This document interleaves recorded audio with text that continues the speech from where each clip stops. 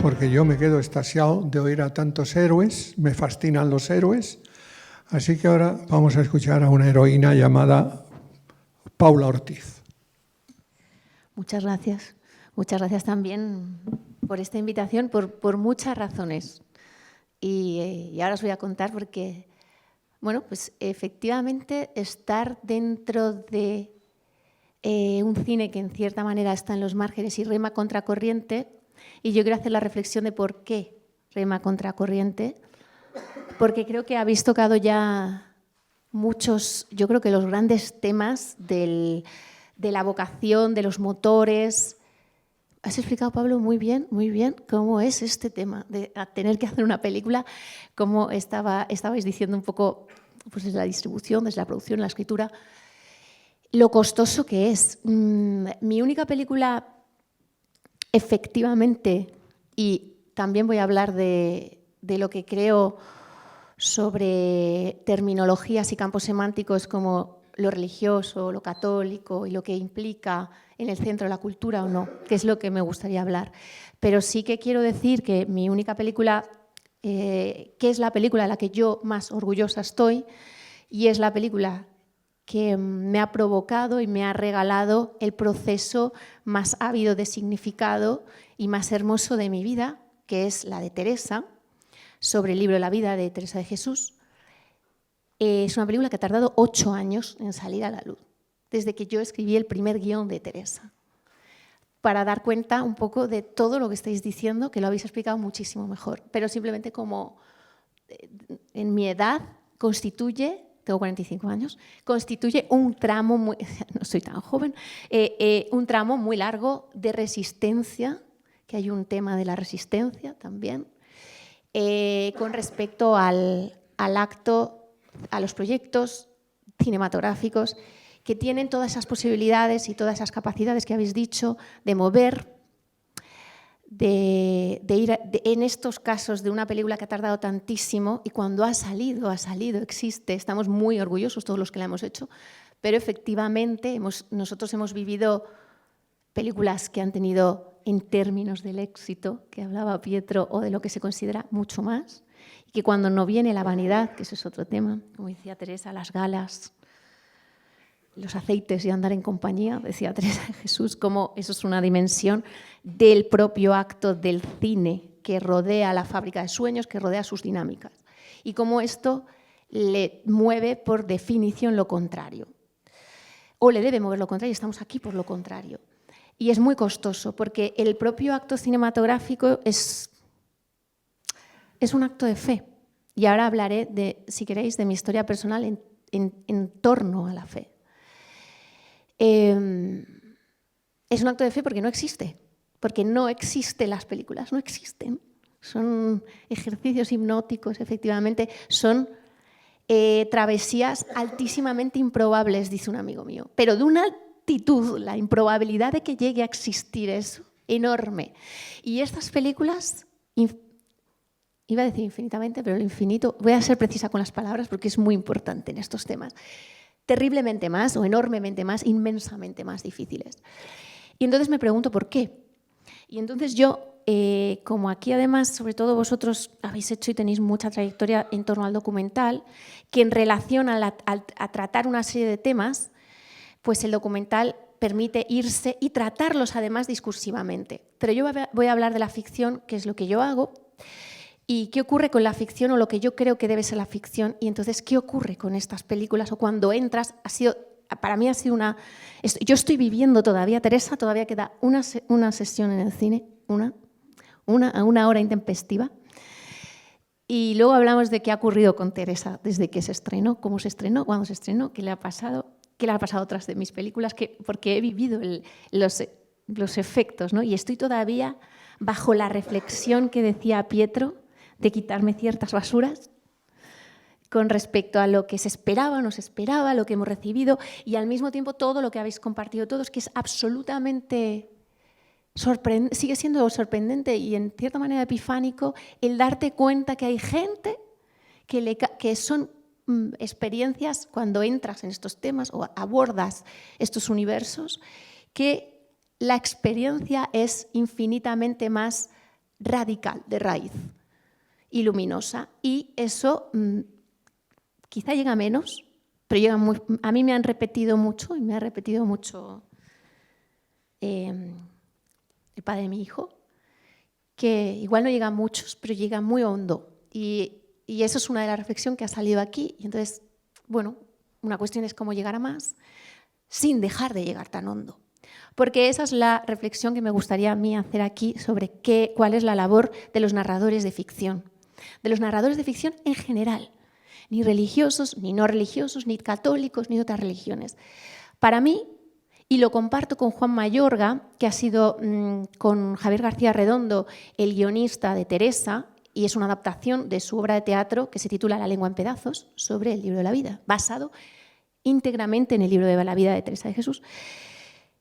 Nosotros nos dedicamos a, y lo hemos dicho muchas veces, la labor de la ficción es mirar donde nadie quiere mirar.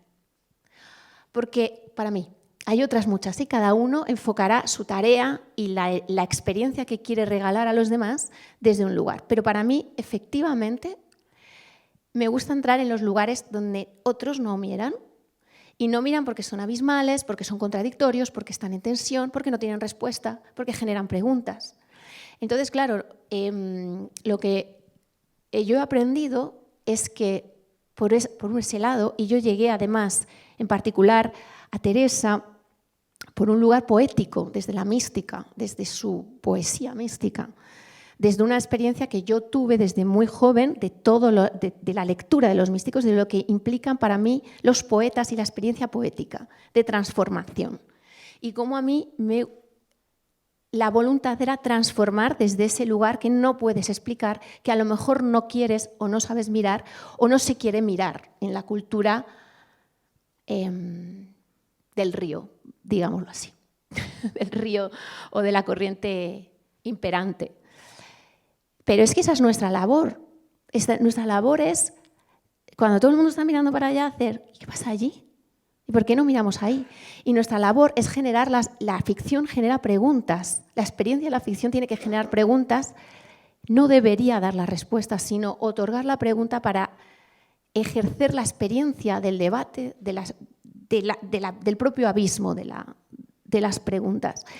Entonces, yo he vivido, creo que todos los proyectos que hago, sean o no exclusivamente de temática religiosa, tienen esa voluntad de mirar al misterio, de mirar a lo inefable, de lo que no se puede nombrar. Y eso es como ha dicho aquí nuestro moderador, el señor Gordon, eso es lo que aterra, provoca terror en las estructuras. Y entonces, ¿qué pasa? Pues que desequilibramos, pero es que hay que hacerlo. Yo me tomo mi trabajo con esa voluntad, además de todas las vocaciones que hemos hablado. Yo, claro, vengo a hacer una película asentada en la duda de una mujer de fe que gran parte de su... gran parte no. Y yo he aprendido, por eso os digo que para mí ha sido probablemente la película que me ha supuesto un proceso más fuerte de aprendizaje, aprender de una de las mentes más elevadas de la cultura española, que yo creo que es Teresa de Jesús, tanto en la escritura como en su pensamiento teológico. No en vano es la primera doctora de la Iglesia. Y ahí entonces hay una vocación en todo esto que también yo querría enfocar desde un lugar humanista, abiertamente humanista, que se atreve a mirar a todos los abismos del alma, todas las preguntas que son difíciles incluso de nombrar y que no tienen respuesta, y que son las que lo que para mí el hecho cultural y el acto cultural está llamado a hacer. Y sin embargo, ahora vivimos en un momento donde es lo único que no se hace. Es muy difícil establecer un debate. Para empezar a hablar lo que estamos hablando aquí es nutritivo solo por existir este debate y verbalizar ciertas cosas en alto. Y me parece importante, siendo que ahora yo os diré dónde me sitúo yo desde mi fe y desde mis propios debates y desde el proceso que yo he tenido. Y al mismo tiempo creo que en la batalla, hay mucha batalla cultural. Es muy fuerte este tema, lo verbalizáis desde... Yo estoy intentando verbalizarlo desde otro lugar que no sea lo religioso o los valores, o que todo eso está, pero que lo intento abrir a un lugar que sea el acto de poder hablar de cualquier área de la experiencia humana. Yo lo que me sorprende, y ha sido muy bonito escucharos, porque en parte me he sentido reflejada en mi experiencia última con Teresa, es cómo la espiritualidad en el aspecto más amplio, que es uno de los cimientos ontológicos del ser humano, que nos define como humanos, sin embargo, provoca terror y provoca miedo, provoca... ¿Que vas a hacer una película de qué? Pues de la misma manera que puedes hacer una película sobre la venganza, las enfermedades, el dolor, el amor romántico, entendido como tal, ¿cómo vas a evitar el área de la espiritualidad? ¿Cómo vas a evitar todo eso?